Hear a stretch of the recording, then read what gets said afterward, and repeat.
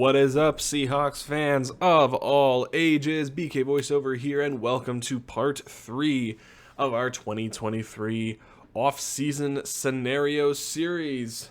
To give you a quick recap of where we are, part 1, we went through and we analyzed Seattle's roster as it stands at this moment, including the Jason Myers signing. Part 2, we went ahead and took a look at our pending free agents and put forth some ideas on who we wanted to re-sign. But at the end of that, we realized we are over the salary cap now, so we need to find ways that we can open up more cap space in order to get us into the positives again, and also open up a lot of possibilities for what we can do in free agency. So, without further ado, we will go ahead and get started. But before I do, be sure to drop a like and subscribe to the channel if you like the content and want to see more of it.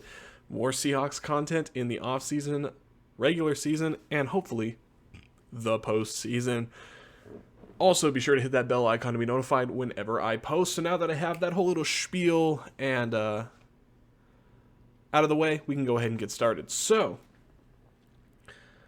one of the fun things that I got the chance to do is got a chance to work with Real Hawk Talk and Hawk Blogger, the guys over there, the folks over there who do the Real Hawk Talk podcast. I got the opportunity to go into a guest article on their site, going over kind of what part 2 and part 3 of this series is going to do. And over there, I went over and discussed some potential cap-saving moves that Seattle could go ahead and get out of the way in order for us to open up not just enough cap space to re-sign our own guys, but to go out and make some really good signings going forward. So, without further ado, I've got them listed here, so we'll go into them in a little more detail. Alrighty, so first up on our list of cap-saving moves for Seattle to make is extending probably one of the best free agent signings made by the Seahawks during the 2022 offseason.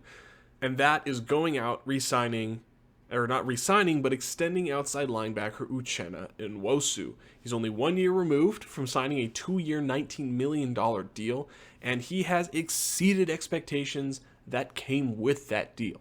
So he came over from a Chargers team where he was mainly a rotational pass rusher. His first year as a featured edge rusher in Seattle saw him put up the best season he's had in his 5-year career. He ended up with 66 tackles, 12 tackles for loss, 9.5 sacks, 3 forced fumbles, 2 fumble recoveries, and 4 passes defensed. And currently, he is set to have a cap hit around $13 million in 2023. So, why? Explain to me, how would extending Uchenna Nwosu save us money? Well, it's because he is set to, with that $13 million cap hit in 2023, there's no way we can restructure his deal in order to save money in coming years and open up more space now. What we could do is get him onto a longer extension, because honestly, he's one of the cornerstones of this defense going forward. I think he's still very young. He's only 26. He's putting up fantastic numbers. I think a 3-year, $45 million extension would put him in the salary, would be perfect for him. It would put him in the salary range of Bengals pass rusher Trey Hendrickson, as well as Eagles pass rusher Hassan Reddick. It'll be a slam dunk that could save you up to about $5.3 million potentially in cap savings in 2023.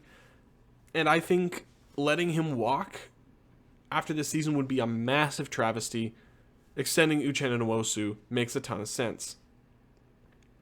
Moving on, we have some of 4 players that should probably end up getting cut. So to start off, whether it's they're aging players, they underperformed, injury concerns, lots of other things could potentially be reasons for why we want to cut players. So it's not the flashiest way, but it is definitely the simplest of all of them. So first off on this list, and I think this is going to be somebody who is absolutely going to get the axe this offseason, that is guard Gabe Jackson. So if you remember, we acquired Gabe Jackson in 2021 via trade with the Las Vegas Raiders to fill the hole of veteran guard Mike Upati retiring. He was fine for us in those times, but he announced his retirement earlier that offseason. So he was largely seen as a good upgrade at the time and was given a 3-year, $22.5 million extension expected to solidify the interior of a much maligned offensive line, give Russell Wilson some more protection. Unfortunately, he has not been as advertised. In the 2 years he's played with Seattle, he's largely been a below average run and pass blocker, and now he's dealing with some kind of knee injury, which has limited his snaps for the majority of the season. So he is going to be due over $11 million in 2023, and cutting him would save Seattle $6.5 million against the cap. I think that is a very solid savings, could open up some potential moves this offseason, provide several good options, especially in free agency. The draft is pretty bare on good guard talent, but there's a lot of good guards that are going to be available in free agency. You got Ben Powers from the Ravens, Isaac Sumalo from the Eagles is going to be available. Dalton Reisner, even if you want to go get him from the Broncos, I think he would be a good replacement for Gabe Jackson. They're all younger than him, so potential options there. So yeah, that is the first guy who's on the cut block. Next up, we have Quentin Jefferson, defensive end. He's a familiar face. This is his third stint in Seattle. And he signed a 2-year, $9.5 million deal this past offseason. So he was coming off a career year with the Las Vegas Raiders. He was expected to provide some depth and interior pass rush ability. He also primarily came back because, hey, his former defensive line coach and now defensive coordinator Clint Hurt was still there, and he felt very comfortable in the system. Unfortunately, he ended up being pretty hot and cold this season. Started off slow. He was largely a liability in run defense. He earned a 39.0 run defense grade from PFF. And granted, PFF ain't gospel, but it is still a decent... It's a good way to judge your eye test, and the eye test throughout the entire season showed he wasn't very good in run defense. But as the season wore on, he showed that while he's not good in run defense, and we need to address that, he did show his ability to rush the passer from the interior. He finished the season with 5.5 sacks, 5.5 sacks, which was a career high, and 13 quarterback hits. So cutting Jefferson would save Seattle about $3.895 million against the cap in 2023. And while he doesn't have a massive cap hit, this is one of the deepest defensive line drafts and free agency classes in a long time, and I think you can get better with cheaper talent. I think that is absolutely something you got to go out and take advantage of. So, lots of intriguing options. I wouldn't be surprised if Quentin Jefferson gets his walking papers with the influx of young talent that I think Seattle is absolutely going to bring in. The next two are going to hurt a little bit. It is both of our nose tackles in Brian Monet and Al Woods. Starting off with Brian Monet, it might seem a bit premature, especially with Seattle just signing Monet to a 2-year, $11 million extension this past offseason. And he's only going to be 28 in this 2023 season. Even so, when he was healthy, Monet could barely find the field at all. Aside from a Week 6 Cardinals game where he was playing at an all-pro level, he was largely ineffective and unused most of the season. Supposed to be the stout run defender, but he was terrible against the run. And just a few weeks before the end of the season, Monet suffered what has been described as a catastrophic knee injury. Apparently, they thought it was just his ACL, but after further investigation, apparently there was a lot more damage than just to his ACL, and his road to recovery is going to be very long, especially when you're a bigger guy like that. It takes a lot more time to come back from these really bad knee injuries. There's a very good chance he's not going to play a single snap next season with this injury, and there's a good chance he might not play again in the NFL, period. So as painful as it's going to be, moving on from Monet, I think there are some good young nose tackles in this draft, also some good nose tackles in free agency. Moving on from Monet would save you $2.675 million against the cap. He doesn't have much dead money this year. I think it is overall, while it's going to suck, while while I'm sure it's fantastic, I think that this is where he gets let go, unfortunately. The other nose tackle, Al Woods, coming off his third season in Seattle, he signed a 2-year, $9 million deal last offseason. He played about as well as you could expect for a 35-year-old nose tackle. He was one of the lone bright spots of one of the worst run defenses in the league, and he's been a plus player for the most part for his age.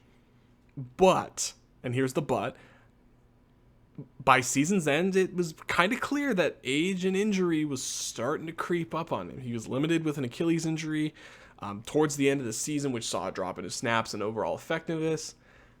And even if he returns for 2023, I would expect to see his role greatly reduced and see young players take a majority of his snaps. Like I've said before, and will continue to say, free agency and the draft are rich in young, talented defensive linemen, and cutting Al Woods would save Seattle about $3.76 million against the cap in 2023, and only carries a $1.75 million dead cap hit.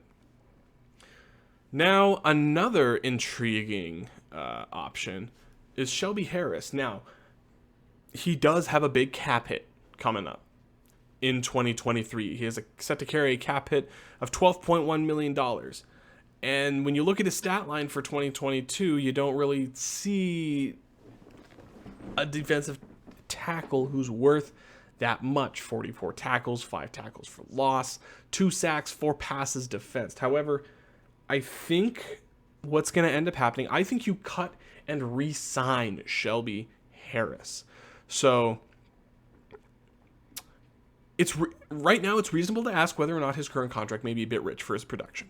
I could foresee a similar situation, and that's kind of what we're going for in this scenario, a similar situation occurring as the Carlos Dunlap contract thing a couple of years ago, where we brought him in via trade. He was good in the year that he was here, but in the final year of his contract, he had a really big cap hit, which cutting him allowed us to fit in a bunch of other signings. He was also able to be brought in on a cheaper deal, and I think that's a similar thing that should happen here. So, cut Shelby Harris, bring him back on a cheaper deal. I'd say 2 years, $14 million gets it done. I could see a move like that benefiting both parties. It's a reduced cap hit for Seattle this year and provides injury protection beyond 2023 for Shelby Harris. So, this number, I'm not going to go through the estimates, but I think that could end up saving us about $5.1 million against the cap in 2023. And then the last one is definitely the one that I'm least willing to do, and I know from experience John Schneider is least willing to do. He hates restructuring contracts. He hates pushing money out into future years in order to make magic happen.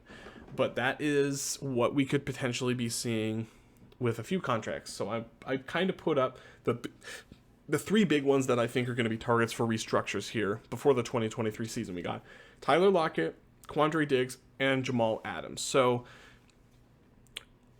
how does restructuring a contract work? So basically, restructuring a player's contract in the NFL works by you convert a part of a player's base salary into a signing bonus, which takes a portion of their cap hit for the upcoming season and spreads it out evenly over the remaining years of the contract. So without getting into the nitty-gritty of how those numbers get calculated, this could potentially open up a maximum of $5.7 million for Tyler Lockett's contract, $6.2 million, about $6.2 million for Quandre Diggs' contract, and about $6.6 million for Jamal Adams' contract. Of course, these numbers that I'm showing here, that is the absolute maximum that you could save. That is only if he chooses to take their entire base salary and convert it into a signing bonus. So that is the absolute maximum. So we go ahead and we add all that up. The total amount of estimated savings that you could have for 2023, you could open up an additional almost $46 million in cap space for this upcoming season. That is a lot. Now, again, like I said, that number is only if you do every single one of these, and the numbers aren't going to be exact. These numbers are only if you restructure everything. So that would, going off of our previous scenario and the players that we signed and estimated cap hits for 2023, that could give us a cap space of $39,962,644. in cap space. Now, before we get into the free agency part, which is going to be part 4, so stay tuned for that. Draft class, I think with the top 51 contract earners on the team, I think the draft class ends up costing us about $9 million. IR and practice squad $6 million. That leaves us about $24,962,644 to be used in free agency, and that is where we are going to baseline part 4 of our video series on the offseason. We are going to go out and pick up a few free agents who I think Seattle should absolutely go out and sign, fill a lot of holes, improve a lot of positions of need. And that is going to do it here for part 3. So thank you guys so much for watching. Of course, as I've said before, hit the like button down below if you enjoy the content. Subscribe to the channel if you want to see more Seahawks content all throughout the year. And as always, go Hawks.